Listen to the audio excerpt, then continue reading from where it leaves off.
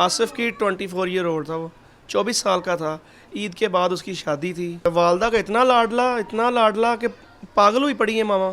उसने कहा था कि भाईजान मैं अब अच्छी जगह पे नौकरी पे लग गया हूँ, कोई भी काम शुरू कर लेना, कोई टेंशन नहीं लेना, मैं पूरा बाजू हूँ आपका। सोशल मीडिया ने तो 3-4 दिन हो गए मेरी अम्मी को भी मार दिया है, लेकिन ये ज़्यादती है। जी बिल्कुल, इस वक्त डिचकोट रोड पे मौजूद हूँ, जहाँ पर चंद दिन पहले आसिफ नामी 24 साल लड़का अपनी जान की बाजी हार गया। पतंगबाजी का ये खूनी खेल एक और जान ले गया। शहर फैसलाबाद में आसिफ नामी लड़का चंद दिन पहले जो अपनी जान की बाजी हारा, उसके घर वाले उसको किस तरह से याद करते हैं, आसिफ के क्या ख्वाब थे, आसिफ ने अपनी ज़िंदगी में, आने वाली ज़िंदगी में किन चीज़ों के बारे में सोचा था, और इसके साथ साथ आसिफ किस तरह की तबीयत का मालिक था, उसके घर वालों से, उसके दोस्तों से और उसके इलाका मकीनों से आपकी मुलाकात करवाएंगे। आए आपको लिए चलते हैं। इस वक्त मैं मौजूद हूँ वही आसिफ के मोहल्ले में जो चंद रोज़ पहले डोर फिरने की वजह से अपनी जान से गया, अपने माँ बाप के लिए, अपने बहन भाइयों के लिए एक गहरा ज़ख़म जो है वो छोड़ गया। उसके घर में, उसके मोहल्ले में समनाबाद के अंदर मौजूद हूँ। कैमरामैन वकास भी आपको दिखा सकते हैं कि उनका घर जो है यहाँ पे मौजूद है, जहाँ पे ताज़ियत के लिए लोगों की एक बड़ी तादाद इस तरफ उनका रुख भी कर रही है। अपने बहन भाइयों से, उनके बहन भाइयों से मिलने का सिलसिला जो है वो जारी है। ये एक खूनी डोर जो है वो फिरने की वजह से ये वाक़या पेश आया।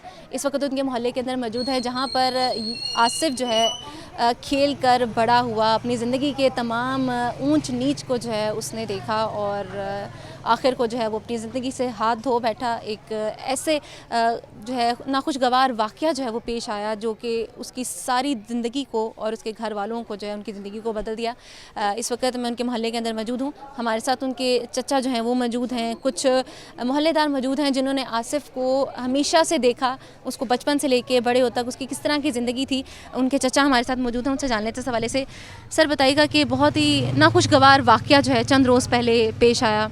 आप आसिफ के चचा भी हैं, बड़े करीब से आपने उसको देखा होगा, क्या कहेंगे कि क्या वाक़या था?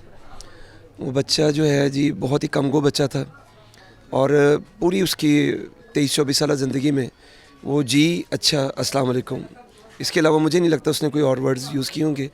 और हमारे बच्चों की रूटीन है कि वो आपस में कज़न ही दोस्त हैं और उनकी कोई बाहरी दोस्ती भी नहीं है। ठीक है, माशाल्लाह BBA होल्डर था, उसके बाद फिर जॉब कर रहा था और ईद के बाद उसकी शादी भी थी। तो बस ये जो सानहा हमारे साथ हुआ है, अल्लाह रब्बुल इज़्ज़त बहुत सारे घरों को, बल्कि सभी को इस मुश्किल से, इस परेशानी से बचाए। 7 बहन भाइयों में सबसे छोटा और कम उम्र 24 साल आसिफ अपनी घर में किस तरह से था, उसके घर वाले उसको किस तरह से लाड लड़ाते थे और अपनी तर्ज़ ज़िंदगी उसकी किस तरह से थी। उसके बड़े भाई यासिर से आपकी मुलाकात करवाते हैं कि वो इस हवाले से क्या कहते थे, उनकी क्या यादें वाबस्ता हैं अपने भाई से, और आसिफ किस तरह के ख्वाब रखता था अपनी आने वाली ज़िंदगी के हवाले से। इफ्तारी का सामान कुछ लेना था, कुछ ले आया था। 11वीं शरीफ थी, उसके लिए अम्मी को सामान वगैरह ला के दे दिया और कहता मैं आता हूँ 5 मिनट तक। बस फिर वो दोबारा नहीं आया। मैं चला गया अपनी शॉप पे, उधर मैंने असर पड़ी है। असर पढ़ने के बाद मैंने वैसे ही एक वो ना मतलब दिल को कुछ हुआ, मुझे किसी ने नहीं कॉल की ये ट्रेजेडी हो गई है, नहीं हुई, मैंने खुद ही कॉल की है वैसे ही। और आगे से फ़ोन किसी ने रिसीव किया, पहले 1-2 कॉलें की हैं, नहीं रिसीव किया, दूसरी या तीसरी कॉल पे रिसीव किया है। जैसे रिसीव किया है तो शोर बहुत ज़्यादा आ रहा है, जैसे ना कोहराम मचा हो, मंडी में जैसे बंदा होता है ना, इतनी तेज़ आवाज़ें आ रही थी। तो निकनेम मोनी था उसका। तो जैसे घर में आम रूटीन में बंदा बोलता है मोनी, हेलो मोनी, तो उसने कहा, किसी ने आगे से ना बोला नहीं। फिर एक बंदे ने बोला यासर भाई का फ़ोन है। उसने स्क्रीन पे शो होता होगा यासर भाई जो लिखा होगा उसने। तो जैसे किसी बंदे ने उन्होंने कहा यासर भाई बोल रहे, मैंने कहा हाँ यासर भाई बोल रहा हूँ। कितने? मैं क्या मोनी कितने? अरे यार भाई ਉਹਦੇ गले डोर फिर गई है, तुम फटाफट ना नोवल्टी बोलते पहुँचो। मैं क्या यार मुंडा बच गया, कहना नहीं यार मुंडा एक्सपायर हो गया। ओए होए होए, मैंने अपने घर में कॉल कर दी थी, मैंने ये नहीं बताया था कि डोर उसके गले में फिर गई है। मैंने कॉल की है, अम्मी ने नहीं उठाया, मेरी बेगम ने नहीं उठाया, मेरी सिस्टर ने उठाया। मैंने उसे कहा भी मैं जल्दी भाग जाओ, मोनी का एक्सीडेंट बड़ा बुरा हुआ है, मुझे कॉल आई है, मैं पहुंच रहा हूँ। छोटे भाई को कॉल की, वो पास ही था उधर जंग बाज़ार में, वो उधर से पहुंच गया। मैं ये इधर से समनाबाद से ये उधर पहुंच गए।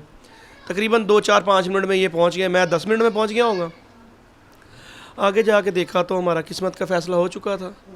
तबीयत ऐसी थी कि वक़्त का हम समझ नहीं सके, तबीयत वाइज, नेचर वाइज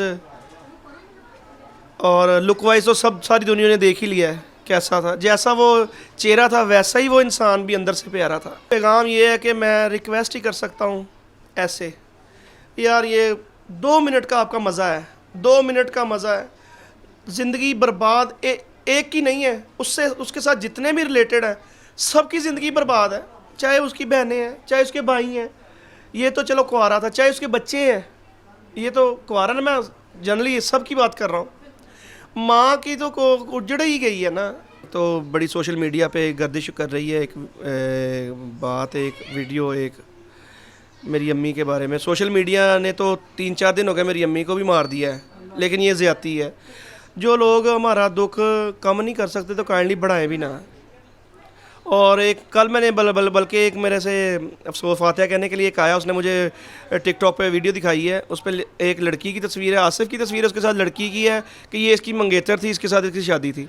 ये बिल्कुल रॉन्ग है, बुरी बात है। वो पता नहीं कौन है लड़की, ऐसे किसी लड़की को पता नहीं कौन है यार, जो भी पाकिस्तानी है, इंडियन है, खैर हमारी नहीं है बच्ची, वो जिसके साथ आसिफ की थी वो माशाल्लाह हाफ़िज़ कुरान है, बड़ी अच्छी बच्ची थी। हम अब शो नहीं कर रहे उसको, क्यों करना है शो। यहाँ पर जो इलाका मकीन थे, उनके साथ रहते थे, जो आसिफ को देखते थे, वो भी हमारे साथ मौजूद हैं। उनसे भी जानने की कोशिश कर लेते हैं कि वो इस हवाले से क्या कहेंगे।